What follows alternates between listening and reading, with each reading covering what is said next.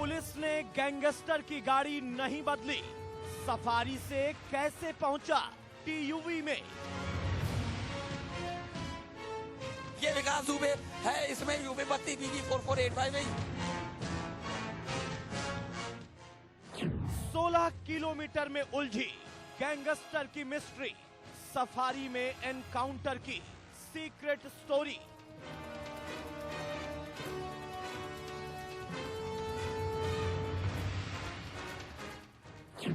विदेशों में विकास का काला खजाना, एसटीएफ की जांच में बड़ा खुलासा।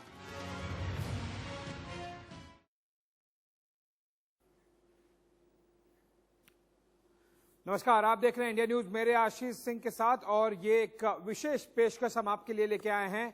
विकास दुबे एक ऐसा खतरनाक अपराधी जिसने यूपी पुलिस के 8 जवानों की हत्या की। उसका एनकाउंटर हो चुका है। वो उसी कानपुर में मारा गया जहां उसने 8 पुलिस वालों की हत्या की थी। लेकिन विकास के एनकाउंटर के बाद कुछ सवाल खड़े हैं। सारी कहानी सफेद रंग की सफारी और सफेद टीयूवी 300 के बीच अटक कर रह गई है, क्योंकि कभी पुलिस खुद कहती है कि गाड़ी बदली गई और कभी इनकार करती है। ऐसे में सवाल उठता है कि आखिर कहां है सबूतों वाली सफारी। देखिए report. Tata safari TUV 300 Ujjain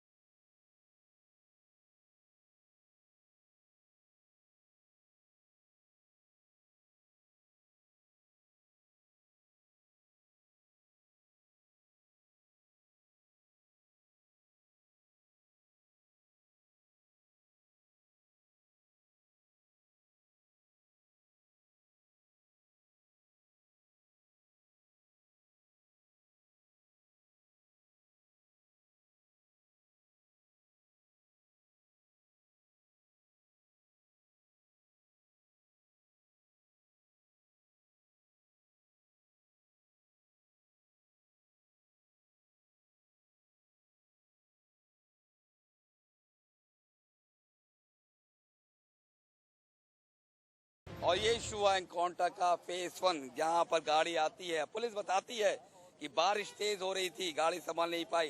TUV 300 पे सवार था विकास दुबे और यहाँ पर गाड़ी पलट गई। ये सारी कहानी खुद पुलिस की सुनाई है, लेकिन हैरानी इस बात की है कि पुलिस अपनी इस थ्योरी में खुद ही उलझी है। कभी कहती है कि गाड़ी बदली, कभी कहती है कि गाड़ी नहीं बदली। देखिए, जिस तरह से जो पुलिस की स्ट्रेटजी होती है, इसको समझने की जरूरत है। जिस तरह से ये दुर्दांत अपराधी है, इसको गाड़ियां बदल बदल के अलग अलग गाड़ियों में बैठाल के लाया गया था। जैसे ये उज्जैन से चला था, उसको लगातार एक गाड़ी में नहीं लाया गया था, कई गाड़ियां। देखिए, मेरी जानकारी में जो मेरी बात हुई है अभी तक पुलिस कर्मियों से, ये उज्जैन से इसी गाड़ी में बैठा था और जिस गाड़ी में इसका एक्सीडेंट हुआ है, कोई गाड़ी बीच में बदली नहीं गई है। उसी गाड़ी में बैठ करके उज्जैन से चला था जिस गाड़ी में उसका एक्सीडेंट हुआ है। विकास एनकाउंटर में गाड़ियों के बदले जाने पर पुलिस महकमा बार बार बयान बदल रहा, लेकिन सफारी और टीयूवी के बीच सारी कहानी फंसी है। इसलिए हमने दोनों ही गाड़ियों की पड़ताल की। 2 गाड़ियां हैं। विकास दुबे के एनकाउंटर पर तो सवाल है ही, लेकिन 2 गाड़ियों को लेकर भी सवाल है। एक गाड़ी टाटा सफारी, जिससे विकास दुबे को उज्जैन से लेकर चला गया था, लेकिन जब एक्सीडेंट हुआ तो वो गाड़ी टाटा सफारी ना होकर वो TUV 300 हो गई थी। इसलिए सवाल उठ रहे हैं कि आखिरकार गाड़ी को कहां बदला गया, क्यों बदला गया। तो इसी सिलसिले में हमने पड़ताल करने की शुरुआत की और पड़ताल करने के लिए हमने सोचा कि जो दो गाड़ियां हैं उन दोनों की पड़ताल की जाए पहले, कि वो दो गाड़ियां किसके नाम पर रजिस्टर्ड हैं, कौन उन गाड़ी के ओनर हैं। तो इसलिए हमने ministry of road transport and highways की जो वेबसाइट है उस पर उन गाड़ियों की पड़ताल हम कर रहे हैं। तो मेरे पास दोनों गाड़ियों के नंबर हैं। पहले टाटा सफारी के नंबर मैं डालता हूं। टाटा सफारी का नंबर मेरे पास है, ये नंबर है UP 32 BG 4485। सिक्योरिटी के लिए हम कैप्चा यहां पर डालते हैं, फिर उसके बाद जो पूरा डिटेल है इस गाड़ी की वो हमारे सामने होगी। ये डिटेल है A7DB6। अब हम स्टेटस चेक करते हैं इस गाड़ी का। ये देखिए, ये पूरा जो गाड़ी की डिटेलिंग है वो सामने आ गई है। रजिस्ट्रेशन नंबर जो हमने डाला था, इसमें गाड़ी का जो ओनर नेम बताया गया है वो है ADG ऑफ पुलिस, यानी कि additional director general of police के नाम से ये गाड़ी रजिस्टर्ड है और ये टाटा सफारी गाड़ी है। इस गाड़ी को लेकर सवाल इसलिए उठ रहे थे क्योंकि पुलिस के जो स्टेटमेंट्स थे उसमें भी बड़ा फर्क आ रहा था। पहले ये कहा गया पुलिस की तरफ से कि किसी तरह की कोई गाड़ी नहीं बदली गई, लेकिन बाद में जो तस्वीरें थी जो मीडिया ने दिखाई भी थी उसमें साफ हो गया कि पहले टाटा सफारी में थे, लेकिन जब बाद में एक्सीडेंट हुआ तो वो गाड़ी टाटा सफारी न होकर दूसरी गाड़ी थी। अब दूसरी गाड़ी कौन सी है और वो किसके नाम पर रजिस्टर्ड है वो हम जरा इसको देख लेते हैं। दूसरी गाड़ी थी TUV 300, वो गाड़ी किसके नाम पर रजिस्टर्ड है वो चेक करते हैं।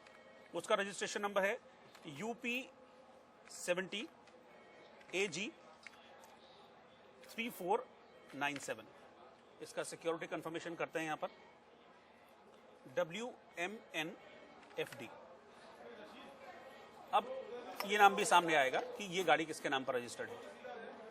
देखिए, अब इसका रजिस्ट्रेशन नंबर, ये जो अभी आप इसका इस वक्त स्क्रीन पर देख रहे हैं, ये TUV 300 का रजिस्ट्रेशन है। रजिस्ट्रेशन नंबर हमने डाला तो ये गाड़ी रजिस्टर्ड है, ओनर नेम यहां दिख रहा है, देखिए आपको ADG PHQ, यानी कि additional director general. PHQ means होता है पुलिस हेडक्वार्टर्स लखनऊ। ये इनके नाम पर ये गाड़ी रजिस्टर्ड है। दरअसल इस दोनों की पड़ताल करने का मकसद हमारे पीछे यही है कि दोनों गाड़ियों को लेकर कई तरह के सवाल उठ रहे हैं कि क्यों बीच में गाड़ी चेंज की गई, क्यों पुलिस के स्टेटमेंट्स में फर्क आए हैं और क्यों ये पहले कहा गया कि कभी गाड़ी बदली नहीं गई है। और लेकिन जब बाद में जब तस्वीर सामने आई, जो क्लियर पिक्चर बनी वो ये बनी कि हाँ पहले टाटा सफारी में थे, लेकिन फिर बाद में जो है TUV 300 में उसको शिफ्ट किया गया। इसको लेकर सवाल हैं, लेकिन पड़ताल हमने की है और पड़ताल के दौरान ये बात निकलकर सामने आई है कि जो दोनों गाड़ियां हैं ये सरकारी गाड़ियां हैं और दोनों गाड़ियां ही ADG के नाम पर रजिस्टर्ड हैं।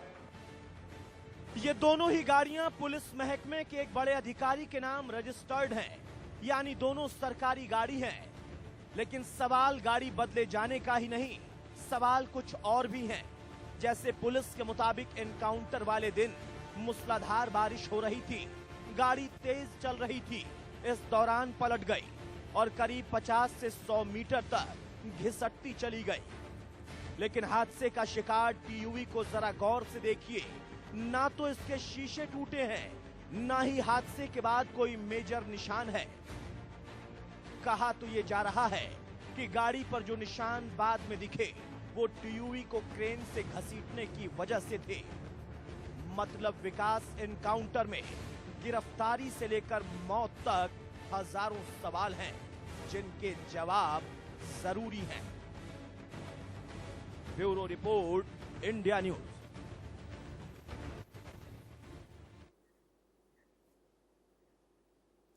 अब इस रिपोर्ट के बाद हमारे साथ जुड़ गए हैं कौशलेंद्र प्रताप सिंह, जो कि SO हैं बिठूर पुलिस स्टेशन के, और ये उस इनकाउंटर में भी शामिल थे और उन चुनिंदा पुलिसकर्मियों में से एक हैं जिन्होंने 2 जुलाई को जब एनकाउंटर हुआ था वहां पर उन्होंने ब्रेवरी दिखाई थी और उस एनकाउंटर में शामिल थे।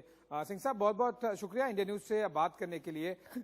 सबसे पहले मैं आपसे जानना चाहूंगा कि 2 जुलाई की रात को हुआ क्या था। हमने अब तक कई बातें सुनी हैं कि काफी लाइट आप लोगों के ऊपर थी, उनकी तरफ नहीं थे, उनके पास काफी अरेंजमेंट्स थे, सेमी ऑटोमेटिक वेपन्स थे। आपकी टीम और आप SO जो चौबेपुर पुलिस स्टेशन है उनके कहने पर सीधा आप एनकाउंटर की तरफ बढ़ गए। लेकिन क्या आपको इस बात का अंदाजा था कि विकास दुबे एंड गैंग इतनी तैयार है, इतने वेपन्स हैं और उनको पहले से ही टिप ऑफ है?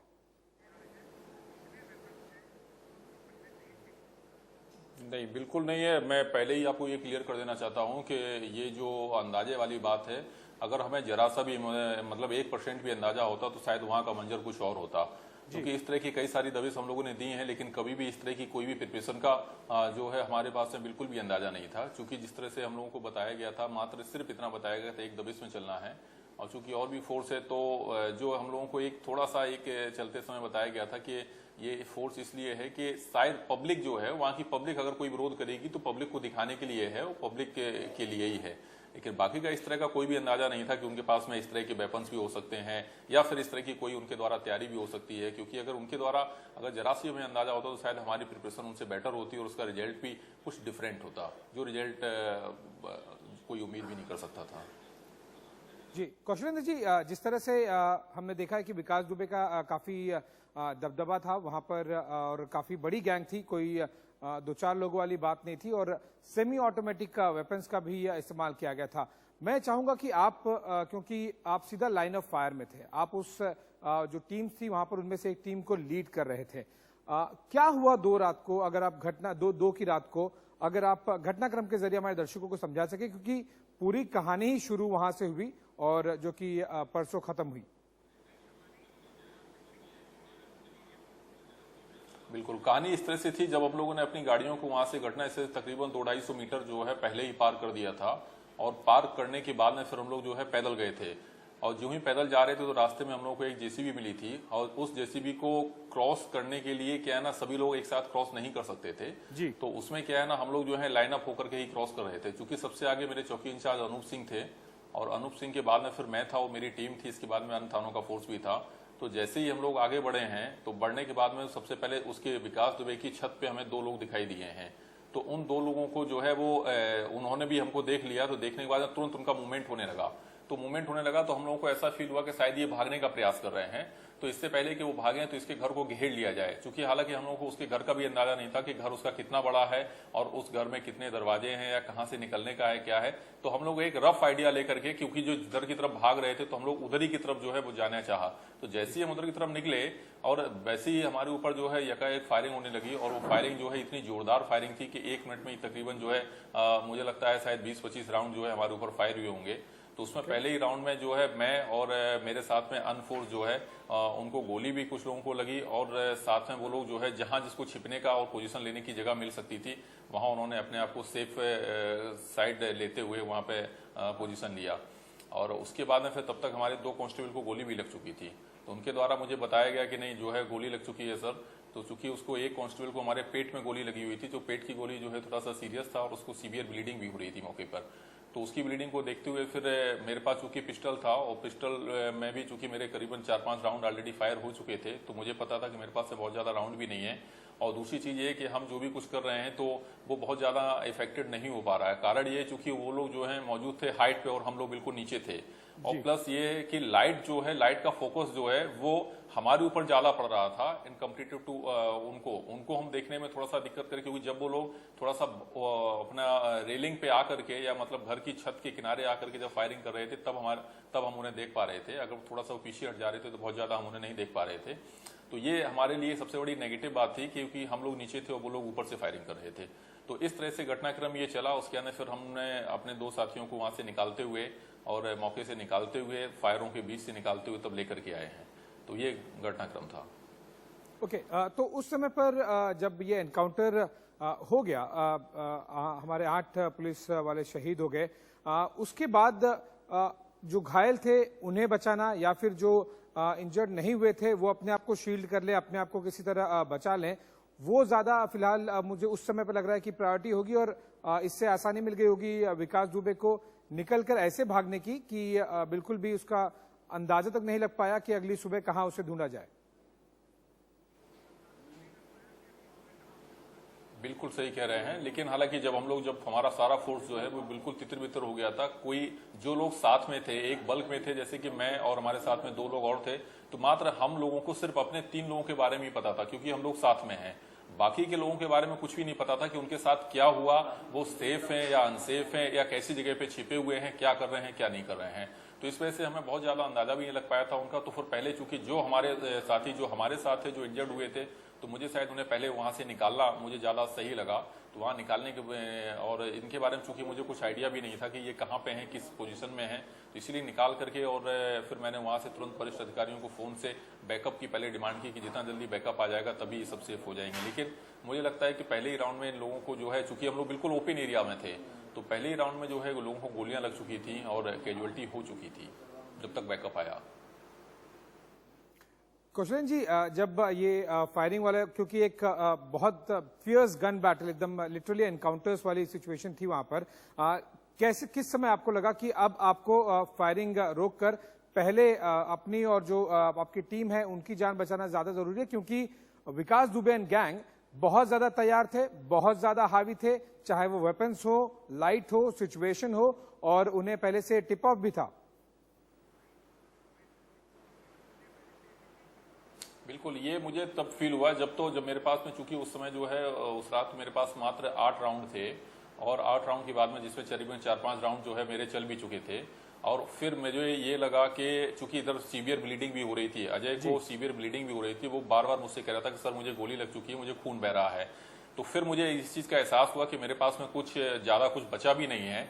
और फिर जहां पे हम लोग पहले जहां से मोर्चा लिए हुए थे, जहां पे रुके हुए थे, वहां से फिर हम ट्रॉली के पीछे जब आ गए तो उन लोगों ने मुझे देख लिया था, फायर भी किए हमारे ऊपर में।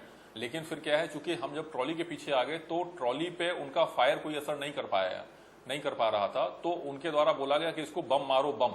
जब उन्होंने बम का नाम लिया तो फिर हम लोगों को इस चीज का एहसास हुआ कि अब हम लोग बुरी तरह से फंस सकते हैं। अगर अब हम लोगों ने कोई डिसीजन नहीं लिया या यहाँ से नहीं निकले तो निश्चित तौर पे हम भी यहीं पे मारे जाएंगे। तो उस वक्त एक बगल में एक टूटा हुआ घर था, तो हम लोग अचानक उस टूटे हुए घर में चले गए, और एक किस्मत के भरोसे कह लीजिए या अल्लाह कह लीजिए कि वो टूटे हुए घर का जो रास्ता है वो एक खरंजे पे खुलता था। तो हम लोग वहां से जो है खरंजे पे आ गए, और खरंजे से फिर वहां पे एक विकास दुबे जो अभी इनकाउंटर में मारा गया है, नहीं विकास नहीं, वो अमर दुबे जो उसका भतीजा था, अमर दुबे के घर के नीचे से जो है हम लोग क्रॉस करके फिर आगे की तरफ निकले हैं। उस समय अमर दुबे था छत पे, लेकिन चूंकि उसका डायरेक्शन जो था वो देख रहा था दूसरी तरफ की तरफ था, तो इसलिए फिर हम लोग सेफली निकल आए हैं। क्योंकि उस समय मेरे पास सारे राउंड भी खत्म हो गए थे, कवर फायर देते हुए इन लोगों को सेफली वहां से निकालते हुए, तो मेरे पास राउंड भी नहीं थे। कौशलेंद्र जी, आप और आपकी टीम ने किसी भी हीरोइक से कम काम नहीं किया है। जिस तरह से आप डिस्क्राइब कर रहे हैं कि वो एक काली रात थी और एक लाइन ऑफ फायर, इतना ज्यादा गन बैटल था। 2 छोटे प्रश्न मैं आपसे जानना चाहूंगा ताकि हमारे दर्शकों को उस रात का अंदाजा हो कि कितना फियर्स एनकाउंटर था, कितना वहां पर ज्यादा गोलीबारी हो रही थी। पहला कि एक अंदाजन आप बता सकते हैं कि लगभग कितने लोग थे विकास दुबे एंड गैंग में उस रात को जो लगातार फायरिंग कर रहे थे? दूसरा एक सब क्वेश्चन है कि सेमी ऑटोमेटिक वेपन का इस्तेमाल किया गया था, ये बात अब सामने आ चुकी है, लेकिन क्या सारी की सारी सेमी ऑटोमेटिक वेपन थी जितना विकास दुबे एंड गैंग ने घेर के रखा था? नहीं, ऐसा नहीं है। देखिए, मैं दोनों चीजों का एक एक करके जवाब देता हूं। पहली चीज तो ये है कि वहां पे सेमी ऑटोमेटिक जो वेपन्स की वाली बात आ रही है, तो सारे तो नहीं थे, इसलिए क्योंकि कुछ मुझे भी कुछ छर्रे लगे हुए हैं, तो उससे ये प्रतीत होता है कि उसमें उनके पास 12 बोर का जो है पंप एक्शन गन भी रहा होगा, जिसकी वजह से उन्होंने हमारे ऊपर फायर किया।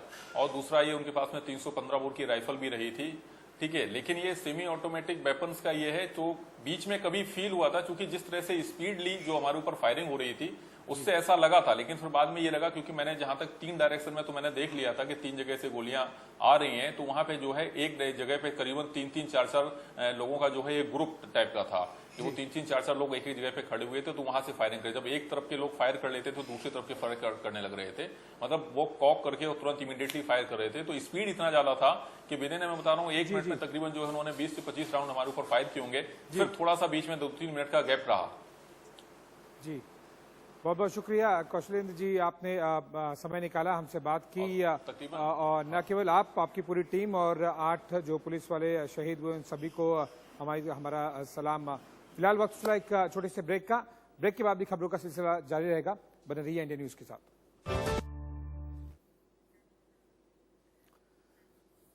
वेलकम बैक, और खबरों के सिलसिले को आगे बढ़ाते हैं। जिस तरह से 2 जुलाई की रात को एनकाउंटर हुआ था, अब और इस बातचीत को बढ़ाते हुए आगे हमारे साथ मेरे सहयोगी खुर्रम निजामी जो जुड़ गए हैं, साथ ही साथ दीपक शर्मा जी जो कि वरिष्ठ पत्रकार हैं और क्राइम रिपोर्टिंग में सबसे बड़े नामों में से एक हैं, वो भी हमारे साथ जुड़ेंगे कुछ ही मिनटों में। खुर्रम निजामी जी, आपसे जानना चाहेंगे कि अभी जो इन्वेस्टिगेशन हो, चाहे वो विकास दुबे का एनकाउंटर वाली बात हो या फिर जो 2 जुलाई को एनकाउंटर हुआ था, दोनों अलग अलग पैरेलल इन्वेस्टिगेशन चल रहे हैं, क्योंकि 2 जुलाई वाले इंसिडेंट में भी कुछ गिरफ्तारियां हुई हैं, चाहे वो मुखबिरी की बात हो या फिर किस तरह से पैसिव सपोर्ट दिया गया था, एक्टिव सपोर्ट दिया गया था विकास दुबे गैंग को 2 जुलाई की रात को, वो एक अलग इन्वेस्टिगेशन चल रही है।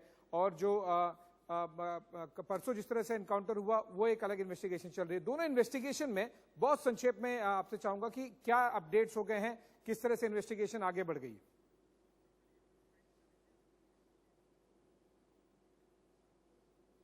यहाँ पर कानपुर के पास 23 लोग की लिस्ट है जिनको पकड़ना है, धर पकड़ना है। उसमें से एक बंबई में अरेस्ट किया गया है। तो एक इन्वेस्टिगेशन चल रही है कि उसका जो पूरा गैंग है विकास दुबे का, उसको जड़ से खत्म कर देना है ताकि कोई भी पनप ना पाए। दूसरा इन्वेस्टिगेशन जो चल रहा है वो ये चल रहा है कि किस तरीके से जो एनकाउंटर हुआ वो कितना सही था, कितना गलत था। ये इसको ये नॉर्मल सा प्रोसीजर होता है। देखिए, जब भी कहीं भी कोई भी कैसा भी एनकाउंटर होता है तो उसके बाद पूरा प्रोसीजर होता है, जो एक गाइडलाइन है सुप्रीम कोर्ट की। अगर कोई एनकाउंटर होता है उसके बाद पूरा जो टीम ने किया है उसको ये पूरा बताना पड़ता है कि जो एनकाउंटर हुआ है वो जरूरी था। अब जो बिल्कुल नजर बनाए रखिएगा आप इन दोनों इन्वेस्टिगेशन पर। आपके पास आते रहेंगे दिन भर और अपडेट्स के लिए बहुत बहुत शुक्रिया फिलहाल के लिए। वक्त तो चला एक और छोटे से ब्रेक का। ब्रेक के बाद भी खबरों का सिलसिला जारी रहेगा। आप बने रहिए इंडिया न्यूज के साथ।